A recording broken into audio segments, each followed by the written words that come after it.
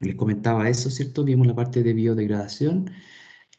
Y esto obviamente consideren esa información básicamente como lo que uno hace en un laboratorio, ¿cierto? En el ambiente real, ¿cierto? Ustedes tienen ahí al microorganismo formando parte de un grupo de microorganismos, ¿cierto? No solamente está un ente aislado, sino que son varios tipos de microorganismos que están, vale decir, compitiendo por los recursos que están disponibles en el medio, ¿ya? En este caso, por ejemplo, imagínense un material vegetal en descomposición, ¿cierto? Está siendo constantemente atacado, ¿cierto? Por los microorganismos y sus enzimas, ¿ya? Y no solamente están produciéndose estas enzimas, ¿cierto? Que van degradando el material, sino que también hay, como les decía, una competencia feroz ahí por colonizar determinados nichos. No solamente existen ese tipo de enzimas o proteínas que se secretan, sino que también hay un montón de otros metabolitos que van regulando la composición final entonces de una determinada población, ¿ya? Entonces, para eso también hay técnicas de estudio que las van a revisar en su momento en el curso de microbiología. Técnicas de análisis, perdón, de cómo enfrentar o cómo observar in vivo, ¿cierto? Algún tipo de población microbiana, ¿ya? No solamente hongos, sino que bacterias, arqueas y otras cosas que estén disponibles también, microorganismos del tipo eucariota. Entonces, eso, ¿cierto? Y formando parte básicamente de un ciclo, en este caso el ciclo del carbono, ¿cierto? El carbono se va incorporando como CO2 mediante la fijación, ¿cierto? En las plantas, y esto después finalmente termina entonces por incorporarse a los carbonos, ¿cierto? O al material celular de los microorganismos, ¿ya? A través de esta degradación de los carbohidratos y otros compuestos carbonados, como el caso de la lignina. Eh, bueno, pero ahora vamos a hacer una pausa, así por decirlo de alguna forma, y vamos a abordar a través de una técnica que está súper de moda, ¿cierto? Que se llama proteómica. Eh, Antes de empezar o antes de pasar a la otra temática que es la bioremediación, perdón, que también se va a analizar en un contexto de tesis, en este caso tesis doctoral, con un ejemplo en particular, porque el tema también de bioremediación es bastante amplio y muy interesante y está de moda, porque todas las contaminaciones son básicamente o aparecieron durante estos 50 últimos años, ¿cierto? Con la aparición de muchas, con el exceso, más vale de decir, ¿cierto? Con el exceso de actividades antropogénicas que han provocado entonces estos desbalances en los ecosistemas. Entonces vamos a abordar ahora eh, a través de una técnica, ¿cierto? Que se llama proteómica, el estudio masivo de las proteínas. Entonces eso es lo que les voy a compartir hoy día.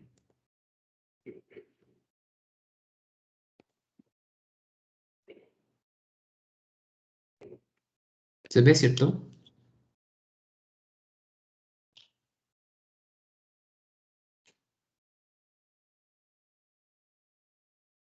¿Me pueden confirmar si se ve, por favor?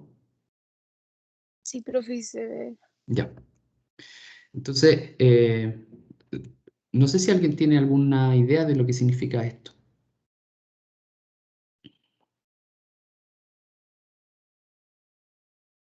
Si lo han escuchado antes.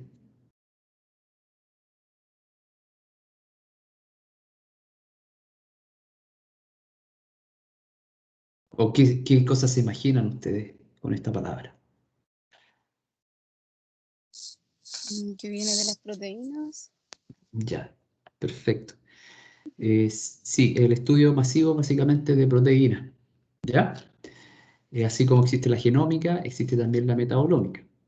¿Ya? Entonces son herramientas, en algunos casos la gente se especializa en el estudio de esto, ¿cierto?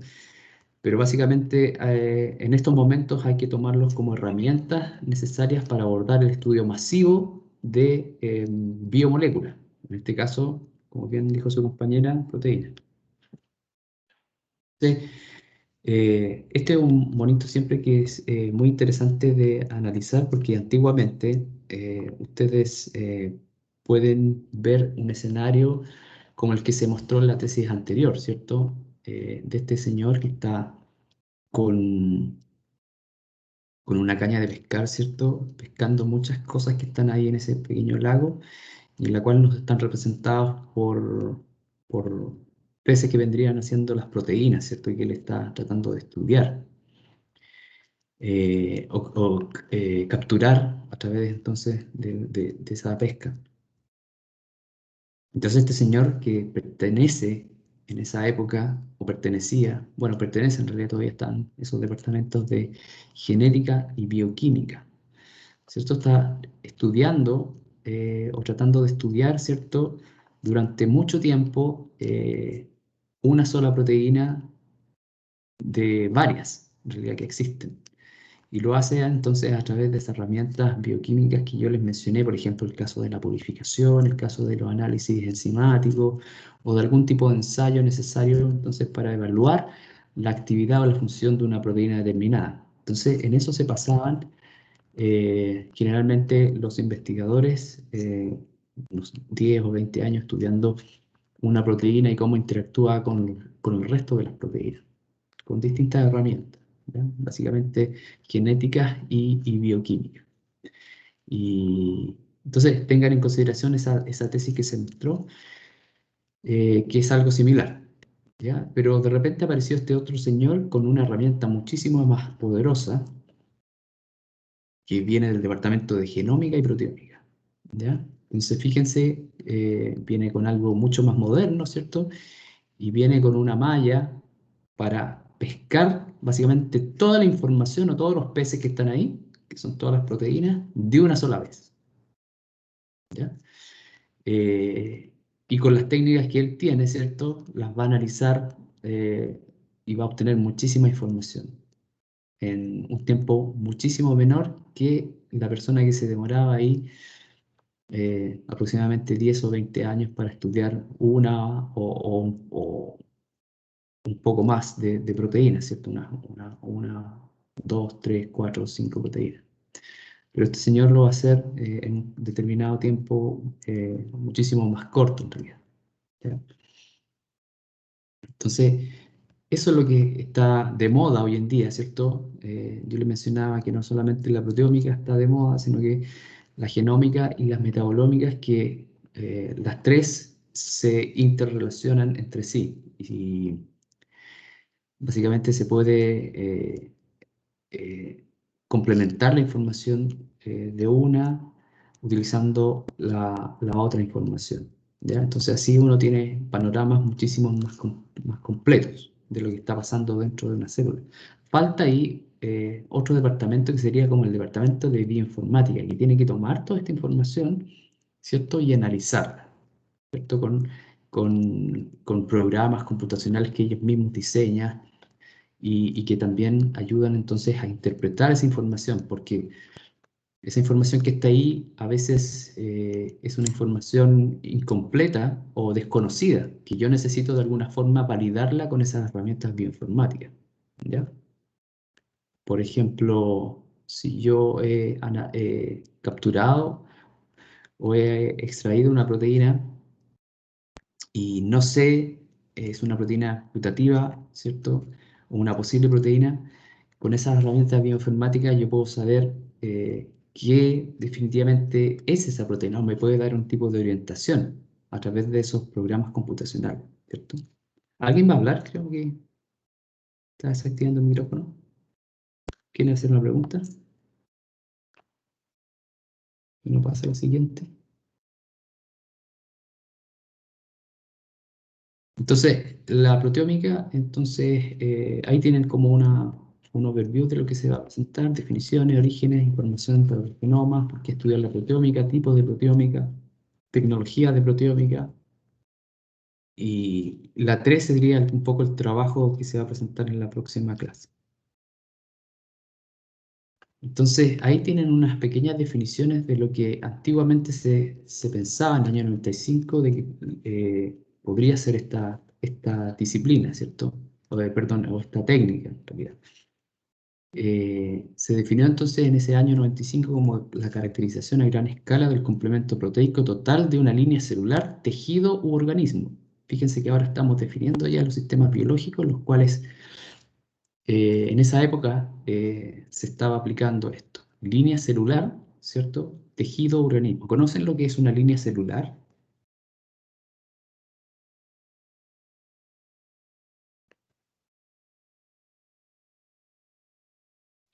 Tejido lo conocen, ¿cierto? El tejido está hecho por células, ¿cierto? Y organismo, ¿cierto? Es un organismo, ¿cierto? Un organismo vivo que puede ser un animal, ¿cierto? Una rata, un ratón, otro tipo de organismo, un microorganismo también podría ser. Entonces, caracterización a gran escala del complemento proteico, o sea, de las proteínas. ¿Ya? El año 2006 aparece esta nueva definición que dice análisis a gran escala de los productos génicos involucrando solo proteínas. Análisis a gran escala de los productos génicos. Productos génicos, obviamente, pueden ser las proteínas, ¿cierto? Todas las proteínas que vienen de determinados genes, ¿cierto? Eh, Y se le agregó otra definición que dice combinación de los estudios proteicos a gran escala con análisis de genómica funcional, análisis de RNA mensajero, genómicos y de interacción proteína-proteína. Es decir, análisis que van mucho más allá de lo que es netamente estructural, ¿cierto? Si yo analizo el genoma, yo estoy analizando una información que básicamente es estructural, ¿ya? La composición de esa estructura, que está hecho básicamente de nucleótidos. Sino que hay una prolongación, ¿cierto? Análisis de los mensajeros, es una función, ¿cierto? Estoy viendo ya la funcionalidad de ese genoma a través de la expresión de los mRNA, ¿ya? Interacción proteína-proteína, también función, ¿cierto? Entonces va un poquito más allá. Entonces abarca, la definición se complementa o se complejiza un poquito más. ¿Qué pasa? Que no puedo pasar a la siguiente. Bueno, hay definiciones que obviamente estas son todavía viejas, pero proteómica básicamente se puede aplicar a cualquier tipo de muestra, como van a ver ustedes. O sea, puede ser incluso no necesariamente un organismo vivo. Yo puedo estar analizando el contenido de proteínas del aire, por ejemplo, del polvo, ¿cierto? De una superficie, de un componente inerte. Entonces, todo básicamente, según el tipo de procedimiento, podría analizarse, porque también está hecho o de alguna forma puede contener proteínas, un alimento también, un alimento procesado, etcétera. Básicamente casi todo se puede analizar mediante o incorporar dentro de esta definición, ya no necesariamente un sistema vivo. Ahí tienen los orígenes, el año 75, esas personas que están ahí empezaron a establecerse ciertos modelos de estudio y en los cuales ellos querían estudiar las proteínas que estaban presentes en esos determinados modelos de estudio. Entonces lo abordaban mediante lo que se conocía antes como geles, electroforesis en gel, de poliacrilamida o algún tipo de gel, en la cual ellos podían separar las proteínas.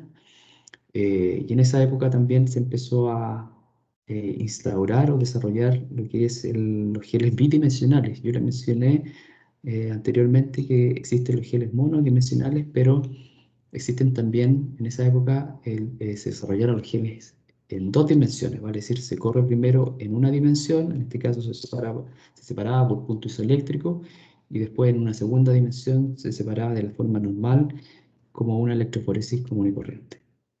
Vale decir, separación por masa molecular, ¿ya? Entonces, en esa época, esos geles 2D, a pesar de que había mucho desarrollo de eso, no se tenía cómo analizar esa información de esas bandas que aparecían en esos geles. Y no fue hasta el año 1990 donde se empezó a desarrollar entonces la tecnología de secuenciación del amino terminal.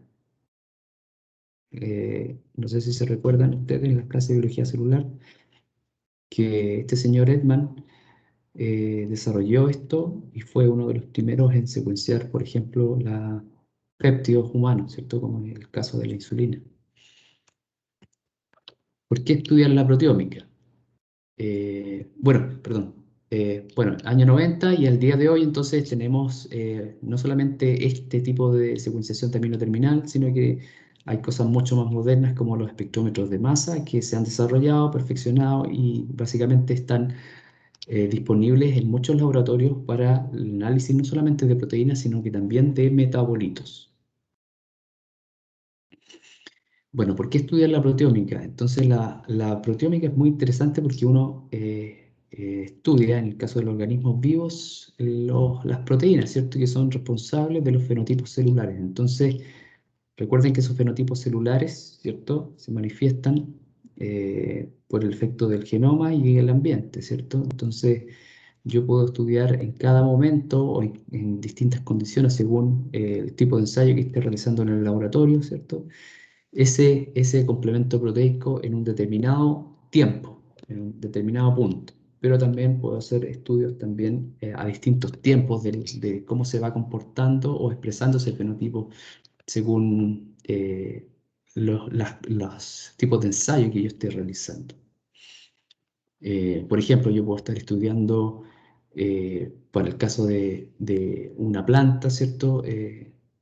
¿Qué pasa con ese fenotipo cuando yo estoy exponiendo la planta a concentraciones de algún tipo de metal, sal o estrés de tipo hídrico, ¿cierto? En un determinado tiempo o a distintos tiempos, etcétera.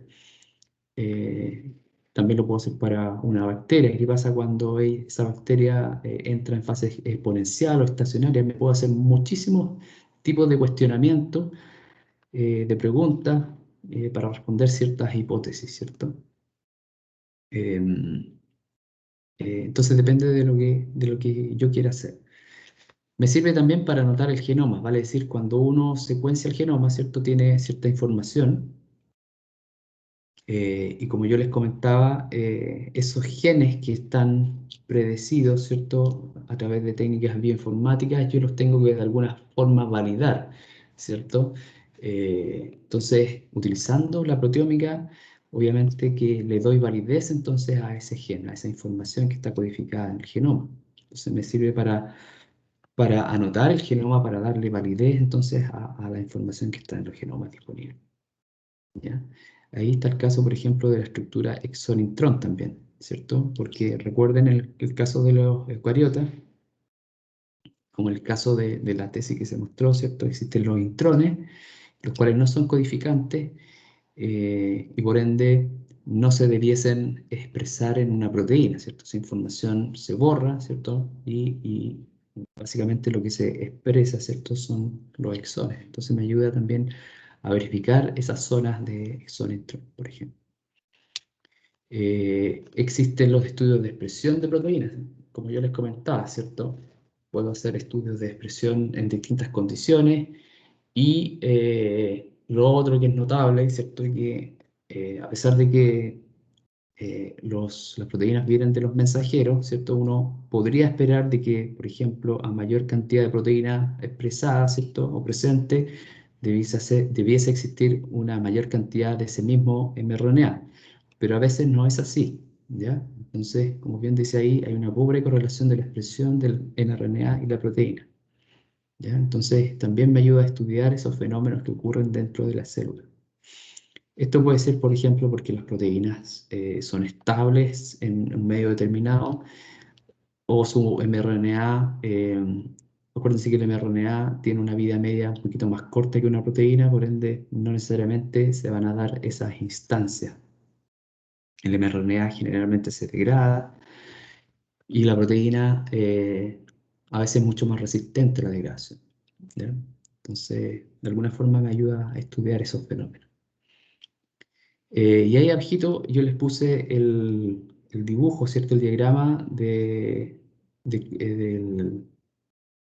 la expresión del DNA, ¿cierto? Del ADN, que vendría siendo la información genética que se transcribe en RNA, se procesa después a un RNA maduro, mensajero, ¿cierto? Ocurren distintos fenómenos dentro de esos eventos, ¿cierto? Hay una traducción que la realiza el ribosoma, hay un control traduccional y finalmente tenemos la proteína. Pero la proteína, cuando se sintetiza, recuerden ustedes que eh, ocurren distintos fenómenos como son las modificaciones post-traduccionales, compartimentalización y proteólisis, lo que finalmente lleva a producir una proteína madura, ¿cierto? Como el caso de la tesis anterior, ¿cierto? Donde ustedes vieron que la proteína, por ejemplo, sufría una proteólisis del amino terminal o sufría una glicosilación. Y eso se mostraba, ¿cierto?, en el sobrenadante de cultivo, ¿ya? Entonces, me ayuda a estudiar entonces esos fenómenos que ocurren también en las proteínas. Compartimentalización, por ejemplo, yo puedo estudiar las proteínas en distintos organelos, ¿cierto? En el citoplasma, en la mitocondria, en la membrana de una bacteria, en el periplasma, etcétera, en distintos compartimentos que tienen los seres o las células. Me ayuda a determinar la función de las proteínas, vale decir, me ayuda a asignarle una función, porque una vez que yo describo esa proteína, la obtengo, ¿cierto? Me ayuda a decir, junto con esas técnicas bioinformáticas, ¿cierto? Me ayuda a decir, ah, esta proteína hace esto, ¿ya? Entonces, me ayuda a asignarle una función. Las proteínas se categorizan por funciones. Hay proteínas que están relacionadas con la replicación, con la traducción, con la transcripción, con la replicación del DNA, con la señalización, etcétera, etcétera. Las enzimas que tienen, las enzimas que vimos, por ejemplo, que tenían relación con el metabolismo de los carbohidratos, metabolismo de aminoácidos, etcétera, etcétera. Entonces me ayuda a otorgarles una función, con la idea de crear entonces un mapa también tridimensional de cada proteína para así asignar una posible función. Y lo que les comenté entonces es que se ayuda entonces también a estudiar las modificaciones de las proteínas, ¿cierto? Entonces, como referencia, ahí ustedes tienen que existen 200 tipos de modificaciones post-traduccionales, en la cual existen una o dos proteínas por gen en bacteria, 3 proteínas por gen en levadura y más de 3 proteínas por gen en humanos, ¿ya? Entonces, mientras más complejo es el organismo, ¿cierto? Hay mayor probabilidad de encontrar más proteínas por gen. ¿Ya? Eso es muy interesante. Las bacterias son mucho más sencillas, entonces generalmente un gen está relacionado con una proteína. ¿Ya? O a no ser que exista una modificación post-traduccional, que se corte en dos, por ejemplo, o en un tercio o 2 tercios, etcétera, donde se pueden generar dos tipos de proteínas con dos funciones distintas. El área.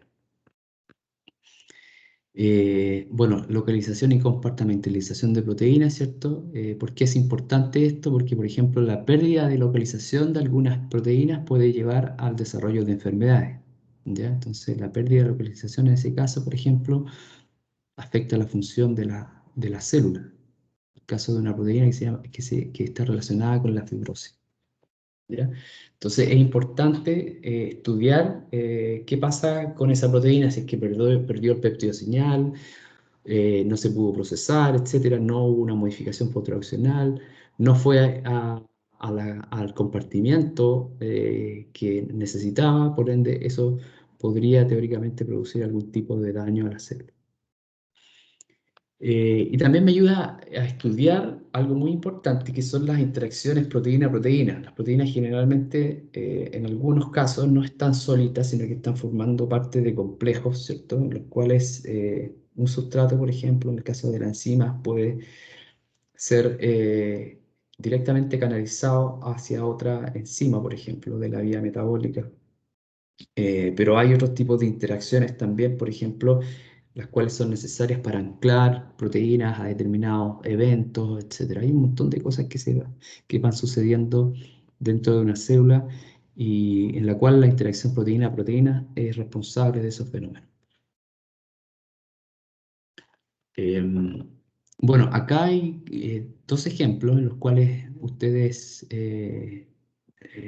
pueden analizar o intuir el desarrollo de estos eventos de interacción proteína-proteína, ¿cierto? En el caso de la izquierda, ustedes tienen, por ejemplo, métodos en los cuales se han adaptado para el estudio de proteína-proteína. Tienen un sistema de proteínas en las cuales ustedes quieren estudiar todas las proteínas que se unen, por ejemplo, a esta proteína que se llama tiorredoxina, TRX, la cual está fusionada a otros tipos de proteínas con el objeto de ir estudiando con mayor profundidad ese grupo de proteínas. Entonces, este sistema de proteínas, ¿cierto? Se llama TAP, en la cual esta proteína tiorredoxina, entonces, es capaz de unir a distintas proteínas con distintas afinidades. No solamente se unen proteínas, pero también se pueden unir, en este caso, contaminantes que me podrían molestar en el análisis. Y específicamente se pueden unir este tipo de proteínas o de biomoléculas. Entonces, lo que puede hacer uno en esos casos, por ejemplo, ir acoplando este sistema a bolitas que son cubiertas con un determinado anticuerpo. Este anticuerpo IgG une a esta proteinasa A que está al final, y así me puede ir limpiando el sistema de otras cosas acuérdense que esto es una columna, ¿cierto? Igual como las columnas que yo les mencioné, una columna en la cual yo puedo ir pasando la fase móvil, y esto está firmado en estas bits o resinas de IgG, ¿cierto? Entonces la fase móvil va a ir limpiando de cualquier impureza, ¿ya? O cosas inespecíficas que se hayan unido. Después esto se puede separar y volver a colocar esto en otras bolitas con una proteína que se llama calmodulina, que en este caso va a unir a esta región azulita que se llama, que es una proteína del tipo CBP, Calmodulin Binding Protein, ¿cierto? Proteínas que unen calmodulina, entonces se une a estas calmodulinas que están presentes en la resina y vuelven a pasar entonces distintos fases móvil para ir limpiando mucho más entonces este tipo de interacción. Y lo que tú puedes hacer es agregarle una fase móvil en presencia de calcio. Acuérdense que las proteínas calmodulin binding protein también unen calcio, por lo tanto están desplazando el sistema y esto se va a remover, ¿cierto? Porque ustedes están agregando calcio. Eh, y después pueden hacer una alusión con EGTA para desplazar el calcio y van a obtener entonces la proteína muchísimo más purificada. Entonces, estas proteínas obviamente que van a ir al análisis que yo les voy a mostrar a continuación. Acá tienen otros sistemas en los cuales también la interacción proteína-proteína es necesaria para ir estudiando ciertas funcionalidades de algunos complejos mediante la transcripción de genes que están presentes en ciertos modelos, ¿cierto? En el caso de esto es una levadura, entonces, que tiene este gen eh, unido a un reportero que se llama LACZ, ¿ya? Cuando hay interacción de estas tipos de proteínas XY, ¿cierto? Se activa la transcripción de este gen, por lo tanto yo puedo ir monitoreando esa interacción mediante la aparición de algunos reporteros, de algunas actividades hechas por el reportero.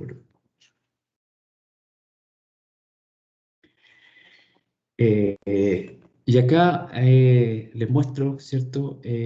Más o menos lo que podrían visualizar en el caso de cuando ya obtienen toda la información proteómica, la ayuda que se necesita en esos casos para abordar y analizar toda la información que uno va obteniendo, entonces, a partir de la secuenciación de distintas proteínas, por ejemplo, o distintos complejos en estos casos. ¿ya? Tienen ahí ustedes una database de levadura, ¿cierto? En la cual la idea es ir organizando esto en redes de interacción de proteínas, ¿ya? Todas esas cosas que están ahí son interacciones que se han dado por presencia de complejos, ¿cierto? Entonces, cada numerito, por ejemplo, si uno le hace clic al 001, va a obtener esta información que está acá abajo, ¿cierto? La composición de ese complejo, hecho por distintas proteínas. Todas esas cosas que están ahí, ¿cierto? Son distintas proteínas que forman un complejo determinado. Y obviamente este complejo va a ser distinto al 231, por ejemplo. ¿Ya? Entonces uno le puede hacer clic al 231 y va a obtener otro nuevo set de proteínas que se han determinado mediante una tecnología en particular. ¿Ya? Obviamente que eh, estas proteínas interaccionan unas con otras, ¿cierto? Van a haber algunas que van a estar presentes en un complejo, pero también presentes en otro complejo, ¿ya? Y así uno puede ir estudiando la composición de las proteínas que están presentes en los distintos organelos de una célula, ya como se muestra ahí a la izquierda. Entonces, ahí ustedes tienen así como un breve resumen de lo que es la proteómica, ¿cierto? Y sus funciones. ¿Para qué sirve? Para estudiar las modificaciones post-traduccionales, las interacciones proteína-proteína, en el ámbito de proteína, de proteómica estructural, proteína funcional, proteómica funcional, búsqueda de proteínas. O sea, tiene muchas aplicaciones. Entonces, básicamente, ustedes requieren de una técnica para estudiar esto, ¿ya? Una técnica, tecnología, básicamente. Entonces, lo que se hacía antiguamente, como yo les comentaba, es construir esos geles bidimensionales y de alguna forma sacar la información de cada una de esas bandas que aparecían y analizarlas a través de secuenciación de Edman o a través de espectrometría de masa. Entonces, de alguna forma, ustedes necesitan separar esas proteínas, ¿cierto? Con algún tipo de electroforesis o algún tipo de cromatografía, ¿cierto? Identificarlas, ¿cierto? Con la tecnología que yo les mencioné, y analizar esa información a través del uso de bases de datos y herramientas bioinformáticas que les permitan entender un poco más sobre esa proteína en particular. Entonces, el flujo de trabajo es más o menos como el que se muestra en esta. Ustedes tienen un extracto proteico, ¿cierto? El cual pasa por esa electroforesis. Eh, de fondo están viendo ustedes un gel típico como el que se menciona acá en el electroforesis 2D. Entonces cada manchita que está ahí representa una proteína particular. En este caso un gel que estaba teñido con, por ejemplo, algún tipo de tinción en particular. Entonces, lo que se hace habitualmente, o se hacía habitualmente, bueno, todavía se sigue haciendo en realidad. Se pueden excindir estas banditas de los geles y se pueden digerir, digestión en gel, como dice ahí, y se puede preparar la muestra para ser analizada en espectrometría de masa, como se le denomina el tipo Malditov, o ESI, trampa iónica. Independiente de eso, ¿cierto? Finalmente, los dos te originan un espectro de masa, lo que se analiza en base de datos para su posible identificación. Acá hay otro tipo de workflow, la cual muestra, ¿cierto?, que las proteínas también se pueden pasar a una membrana de PBDF y secuenciar por el método de Edman, como se había mostrado anteriormente. ¿Ya?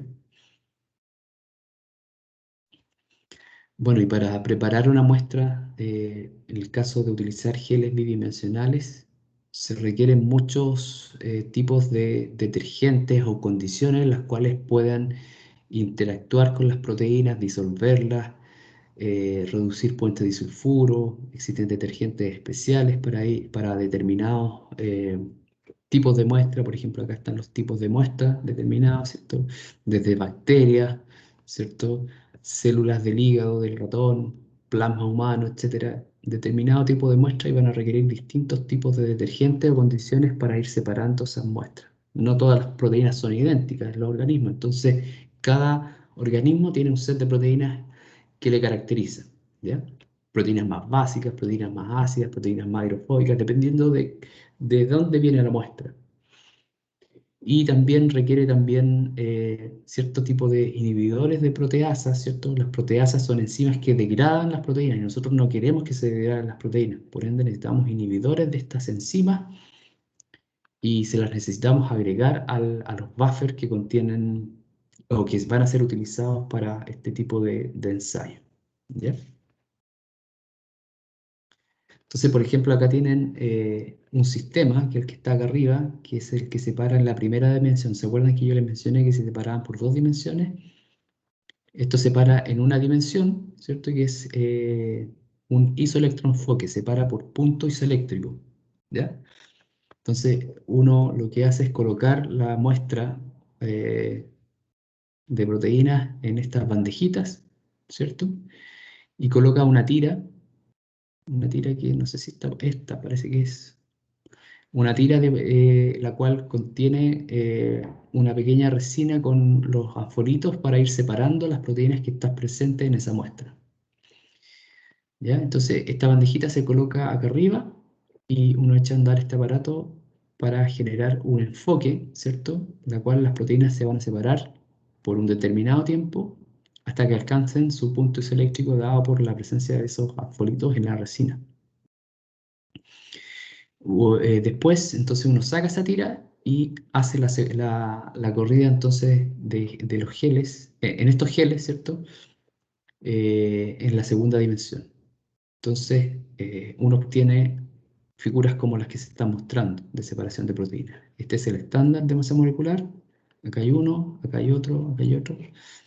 Y los geles es el mismo, es la misma muestra, pero teñida con distintos geles, ¿cierto? Ahí tienen una tinción de plata, tinción con un fluoróforo y tinción con azul de Cúmasi. Entonces, también va a depender el uso de estas tinciones según el tipo o la cantidad de muestra, perdón, que se utilice. Por ejemplo, acá se cargaron 100 microgramos de proteína, acá 200 y acá 300. Vale decir, estos sistemas de plata, ¿cierto? Son muchísimo más sensibles, me permiten detectar menos cantidad de proteína, ¿ya? Que los que están acá.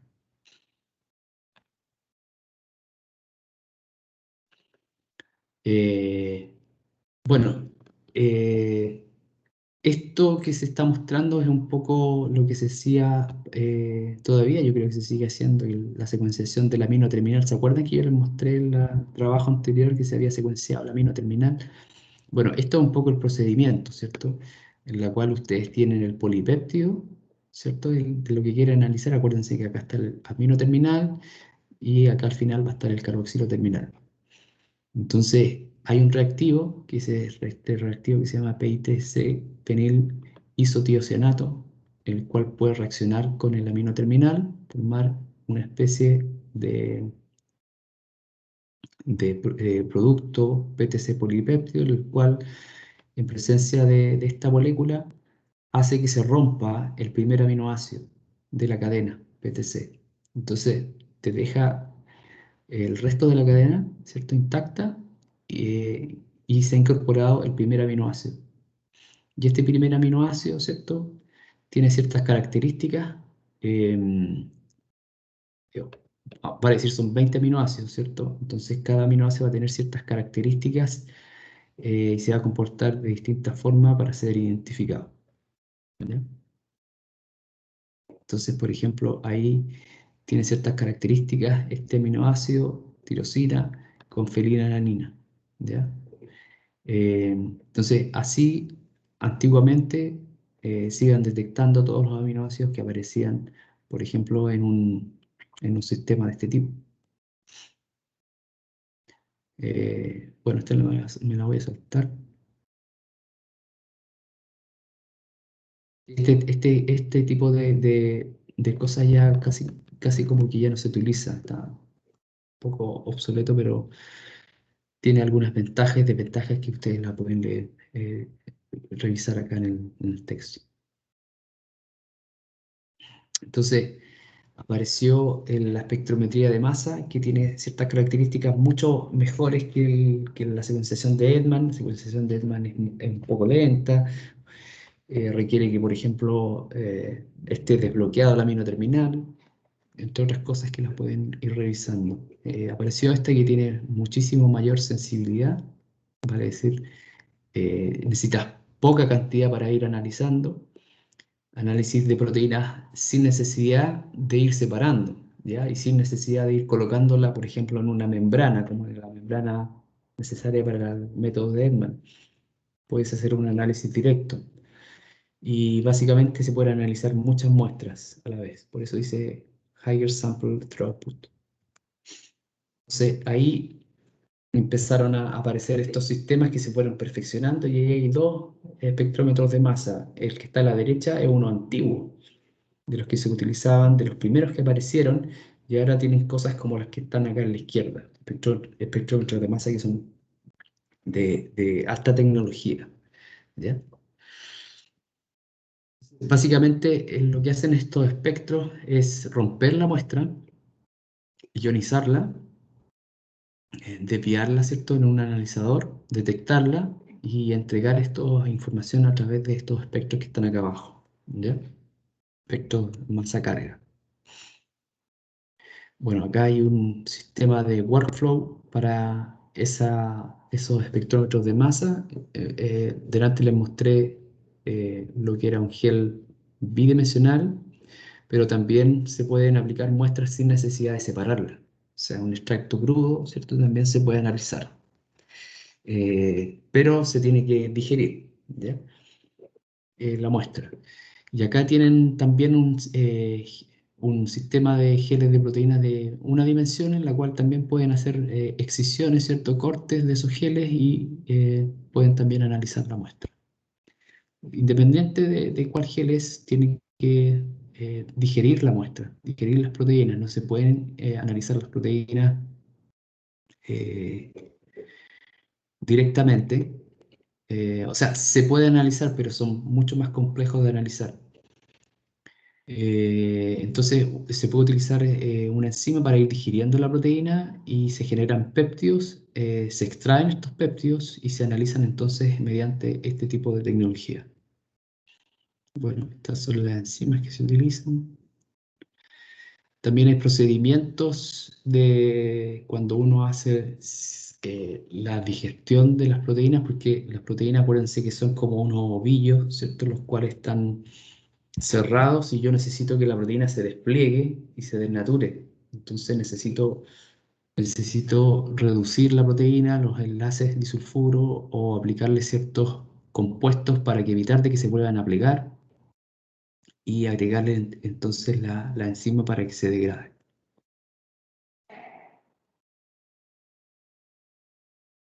Y ahí dice por qué los péptidos eh, son mejores de analizar que las proteínas, ¿cierto? Ahí tienen algunas razones. Entonces, ahí tienen, por ejemplo, lo que sucede en un espectrómetro de masa, ¿cierto? Ustedes tienen un láser que incide sobre la muestra, ¿cierto? Se ioniza la muestra y esta muestra entonces viaja por el analizador de masa, ¿cierto? Y finalmente se detecta. Entonces una cosa así, más o menos. Este es un caso de un Maldin en el cual la muestra se agrega sobre una matriz, ¿cierto? Eh, se irradia un láser, ¿cierto? Se excita la muestra y lo que pasa finalmente es que existe una transferencia de energía de ese sistema al analito, entonces, y el analito se rompe, finalmente obteniendo los distintos péptidos. Entonces, lo que finalmente a nosotros nos interesa, ¿cierto? Es este perfil, ¿cierto? Que está acá, de masas, masa carga versus intensidad, y ahí tienen desglosados entonces todos los péptidos, por ejemplo, que se analizaron. No todos los péptidos se analizan, por ejemplo, En este caso que está acá, de una proteína, ustedes van a obtener información de algunos de estos péptidos que están acá, en rojo. Esta es la proteína completa. Así es como se muestra más o menos, ¿cierto? Tienen masa, carga, ¿cierto? Y acá tienen la intensidad. Entonces cada uno de esos peaks que están ahí son determinados péptidos con distinta masa carga. Entonces lo que uno tiene que hacer es acceder a un tipo de programa en el cual esta masa carga, junto con distintos parámetros, se ingresa y se compara con una base de datos de distintas proteínas que se han puesto a disposición para hacer una comparación de lo que yo ando buscando. Entonces, por ejemplo, si yo hago un tipo de análisis de búsqueda utilizando esas bases de datos, una proteína en particular, ¿cierto? O los péptidos de una proteína en particular, en este caso se analizaron y me entregó una información, la base de datos me entregó una información de todas las cosas que se parecen, entonces, con ciertas probabilidades, ¿cierto? A esa cosa o a esa muestra que yo analicé. Entonces, por ejemplo, en ese caso, tengo, por ejemplo, acá una primera proteína que se llama carboxietilarginina sintasa de Streptomyces claviculosus. Tengo también otra proteína que posiblemente se parezca, cadena D, carboxietilarginina sintasa de Streptomyces claviculosus. Si sigo abajo, fíjense que el score o la probabilidad de que esto sea verdad, ¿cierto? Va bajando. Tenemos finalmente por acá abajo una putativa esophageal gland cell secretory protein de otro organismo. Entonces, lo que yo puse, tengo toda esta lista de posibilidades a lo que se puede parecer, ¿ya? Obviamente que si yo, por ejemplo, estoy trabajando con bacterias, lo más probable es que se parezca a una cosa del mismo tipo, ¿cierto? Streptomyces claviculosus. Esta es una bacteria, Streptomyces. ¿Ya? Esto creo que es un insecto, ¿ya? Entonces, Homo sapiens, ¿cierto? Ser humano. Entonces, lo más probable es que los éxitos, y eso está representado en el puntaje, que está acá, score, 134, el máximo. Entonces, lo más probable es que esto sea realmente lo que ando buscando, ¿no? Bueno, esta lista sigue, ¿cierto? Fíjense que aparecen otras cosas dentro de la lista, eh, otros tipos de bacterias, etcétera. Pero lo que me importa, ¿cierto? Es esta información que es el score. Otra cosa que se me olvidaba decirle, ¿cierto? Que en esta lista también aparece la masa de la proteína, ¿cierto? 61.040 Dalton y el acceso. Es decir, yo puedo ir a este numerito que está acá, hago clic y me entrega el desglose de esa proteína en particular, ¿ya? Entonces, ahí están todas las proteínas representadas en el análisis, ¿cierto? En rojito, las que se analizaron. Y esta sería más o menos una proteína completa, ¿cierto? Pero ahí tienen otro, otro péptido con distintas masas, ¿cierto? Y sería, por ejemplo, lo que está representado acá arriba. Bueno, y tienen obviamente un montón de bases de datos que van incorporando todos los análisis que uno hace, ¿cierto? Eh, entonces, por ejemplo, acá dice que existe esta base de datos, ¿cierto? En la cual tiene, por ejemplo, datos de metagenomas, de genomas de procariotas, de genomas publicados completos, ¿cierto? Entonces uno puede ir jugando con las bases de datos para tener mejores resultados, ¿cierto? Eh, bueno, eso, básicamente. ¿Alguien quería hacer una consulta?